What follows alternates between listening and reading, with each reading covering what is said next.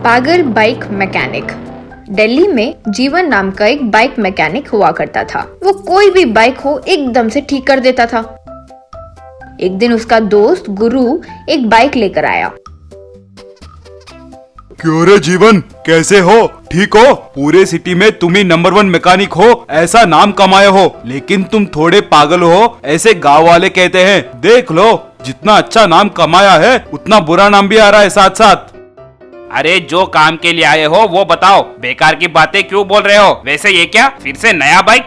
ऐसे हर महीने एक नया बाइक खरीद रहे हो? इतने पैसे तुम्हारे पास कैसे? इतना कमा रहे हो क्या तुम? मुझे क्या अपनी तरफ बाइक मैकेनिक समझते हो क्या? सॉफ्टवेयर जॉब है मेरी। सैलरी महीने के 3 लाख है, यानी हर महीना मैं 3 बाइक्स बदल सकता हूँ। मैं ही हर कोई मुझे देखकर रोने लगेगा सोचकर महीने में एक ही बाइक बदल रहा हूँ। अच्छा है रे तेरा। अब क्या ये बाइक का क्या करूँ? मॉडिफाइड बाइक में बदल दूं क्या?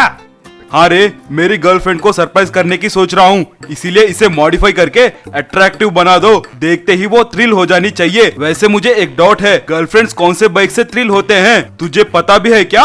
जितना मुझे पता है, तुझ जैसे बाइक मैकेनिक की कहाँ गर्लफ्रेंड होगी? अगर होगी भी तो सेटअप ही होगी। वैसे आजकल लड़कियाँ बहुत कैलकुलेटिव हो गई है। वे लड़कों के करने वाले जॉब देखकर, सैलरी देखकर लव करते हैं। मुझ जैसे से पट जाती है, लेकिन तुम्हारे जैसे लोगों को वो देखते भी नहीं। तो जीवन को बहुत गुस्सा आया, लेकिन वो फिर भी कुछ ना कहकर शांत रहा। उसे वैसे देखकर गुरु, क्यों रे, मैं तुम्हें इतना सुना रहा हूँ, फिर भी तुम उल्टा जवाब ना देकर इतने शांत हो? तुम्हारे शैतानी दिमाग से मेरे बाइक को कहीं खराब करने के प्लान में तो नहीं हो? नहीं नहीं, मैं वैसे क्यों करूँगा? मैं पागल थोड़ी हूँ। वैसे मैं वो करूँगा तो तुम फिर से मेरे दुकान को नहीं आओगे ना। कोई भी आकर कुछ बोल दिया तो हम कस्टमर थोड़ी गवाते हैं। वैसे कुछ नहीं है, तुम देखना जरूर शॉक हो जाओगे। वैसे मॉडिफाई करके रखूंगा। तुम चाहो तो अपने गर्लफ्रेंड्स के साथ जाकर आराम से सिनेमा देखकर आ जाओ। मैं तब तक बाइक रेडी करके रखता हूँ।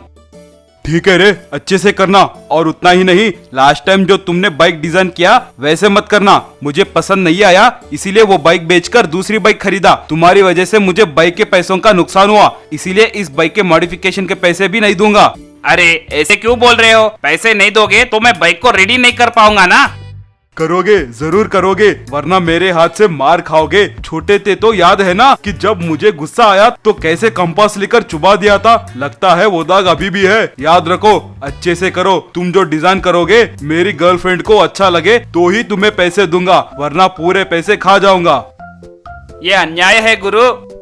अन्याय वन्याय कुछ नहीं है। तुम अन्याय की बात करोगे तो ऐसा लग रहा है कि भूत वेदों के बारे में बात कर रहे हैं। जाकर काम करो। जीवन फिर गाड़ी को मॉडिफाई करने लगा। मॉडिफाइड बाइक को देखते हुए जीवन, उस गुरु को हर बार की तरह इतने अच्छे ब्यूटीफुल मॉडिफाइड बाइक्स देता हूँ तो मुझे ही नीचा दिखाकर बात करता है। पहले ही मेरा दिमाग सटका हुआ है। ये बात जाने के बावजूद भी मेरा मजाक उड़ाता है क्या? इसको एक सबक सिखाना ही होगा। इस मॉडिफाइड बाइक का ब्रेक निकाल दूंगा, तब देखूंगा कि कैसे ड्राइव करेगा। सोचकर बाइक्स के ब्रेक निकाल दिया। गुरु के आते ही बाइक देखकर, रे, देखने से तो मेरी बाइक अच्छी लग रही है, लेकिन मैंने कहा ना कि मेरी गर्लफ्रेंड को अच्छा लगे तभी पैसे दूंगा। बोलो डार्लिंग, तुम्हें ये बाइक पसंद आया कि नहीं?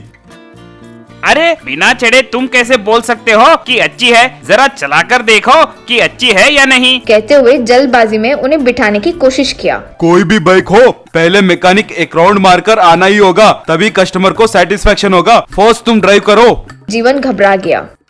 मैं ड्राइव करने बोल रहा हूँ तो तू घबरा रहा है क्यों रे? ब्रेक्स निकाल दिए क्या? कहते ही जीवन की हालत कुएं में गिरे चूहे की तरह हो गई थी। वो कवर करते हुए जीवन, अरे मैं क्यों ब्रेक्स निकालूंगा? चाहो तो देखो। कहते हुए सारे ब्रेक्स लगाकर दिखाया तो ब्रेक सही से लगे। अब मानोगे ना, मैंने ब्रेक्स नहीं निकाले हैं। वो तो ठीक है भाई, तुम तो अपनी गर्लफ्रेंड को बाइक पर बिठाकर आगे का व्हील उठाकर चला सकते हो, लेकिन मुझे वैसा वाला ड्राइविंग नहीं आता है ना। सच है, तुम तो बड़े मैकेनिक को कहते हुए घूमते हो, लेकिन तुम्हें ऐसे 1 व्हील बाइक चलाना कहाँ आता है? ठीक है, लेकर आओ। कहकर बाइक लाकर, आओ डार्लिंग, बैठो। कहकर अपनी गर्लफ्रेंड को बिठाकर स्टार्ट करते ही पागल मैकेनिक के किए गए काम के कारण फ्रंट टायर फट गया और अपनी गर्लफ्रेंड के साथ वो जाकर नाले में गिर गया। देखो गुरु, तुमने इतना कुछ सुना दिया था ना मुझे, इसीलिए फ्रंट व्हील अच्छे से नहीं डाला। सब मुझे पागल मैकेनिक तो कहते हैं, लेकिन मुझे पागल बनाता है तुम्हारी बातें ही। कहते ही गुरु को सबक मिला। तब सबसे वो अच्छे से बात करने लगा। कई साल पहले जीवन नाम का एक पिक पॉकेटर हुआ करता था। वो रेलवे स्टेशन के पास, मंदिर के पास पर्स चुरा लेता था। एक बार रेलवे स्टेशन के पास सूट बूट पहनकर एक आदमी ट्रेन से उतरा। जीवन उसे देखकर, वाह, फ्रेश मुर्गा लगता है, अभी अभी उतरा है, अब और किस बात की देरी, कहकर उसे चकमा देकर उसके पर्स को चुरा लिया। कुछ दूर जाने के बाद, हे भगवान, इतना भारी है ये पर्स, यानी पार्टी बहुत अमीर होगी शायद, अंदर खूब सारे पैसे होंगे लगता है, सोचकर पर्स खोलते ही उसमें पुलिस आईडी देखकर, अरे बाप रे, पुलिस का ही पर्स चुरा लिया, मर गया रे मैं तो, बस सुबह पता नहीं किसका मुंह देख लिया मैंने।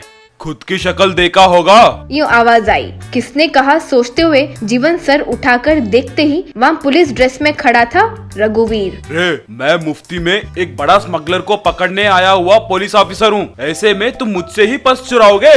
इतनी हिम्मत? सर प्लीज सर, पता नहीं था सर, इसीलिए चुरा लिया सर, छोड़ दीजिए सर।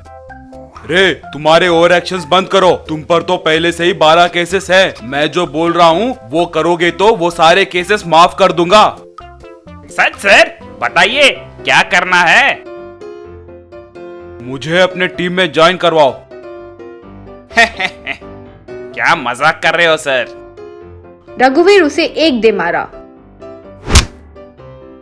कहा था ना रे, इस गांव में एक इंटरनेशनल स्मगलर को पकड़ने आया हूँ। वो कैसे स्मगलिंग करता है अब तक वो किसी को नहीं पता। तेरी मदद से उसे पकड़ूंगा।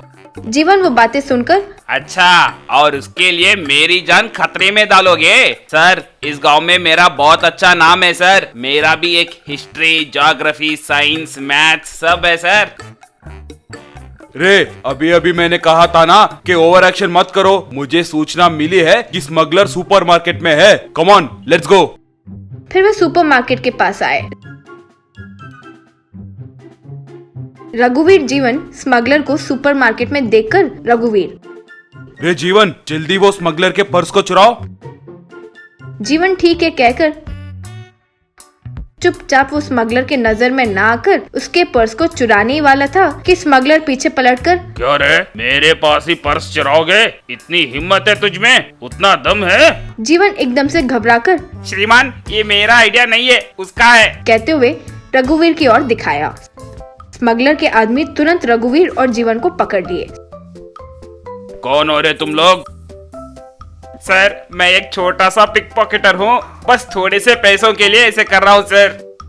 सर, गलती हो गई सर, अब कभी आपके पास नहीं आएंगे, हमें छोड़ दीजिए सर। पता नहीं आज किसका चेहरा देखा है तुम लोगों ने, तुम लोग मुझे बहुत पसंद आए, इसीलिए अब से यहाँ वहाँ छोटे छोटे चोरी मत करो और मेरे पास ही रह जाओ, अच्छा खाना पैसा सब दूंगा। रघुवीर जीवन एक दूसरे की ओर देखकर दोनों एक साथ, सर, आपके पास ही काम करेंगे सर, अब से आप ही हमारे गुरु हैं, कहकर दोनों स्मगलर के साथ जुट गए। एक दिन स्मगलर जीवन रघुवीर को बुलाकर,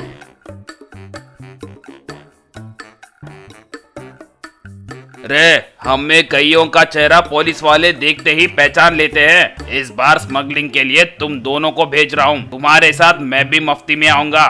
सर, इस बार लॉरी स्मगलिंग है क्या? तुझे क्यों रे, जो मैं कह रहा हूँ वो करो, उन लॉरी को मेरे कहे डेस्टिनेशन पर पहुँचाओ, बस।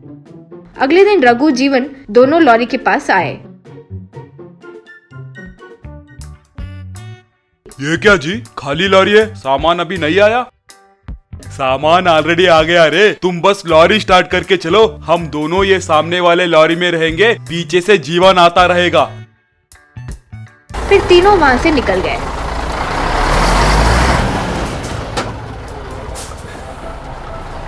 रघुवीर मन में, ये क्या, लॉरी तो पूरा खाली है, कुछ तो गड़बड़ है, सोच रहा था। इतने में चेक पोस्ट आ गया। एक पुलिस ऑफिसर मैग्नेटिक बॉल्स को उड़ाते हुए आकर, ओए, कहाँ जा रहे हो, अंदर क्या है? भाई खाली लॉरी है भाई, सामान भरवाने जा रहा हूँ। ठीक है, फॉर्मेलिटी के लिए चेक कर रहे हैं। तब अचानक मैग्नेटिक बॉल नीचे गिर गया। वो बॉल अपने आप टायर को चिपक गया।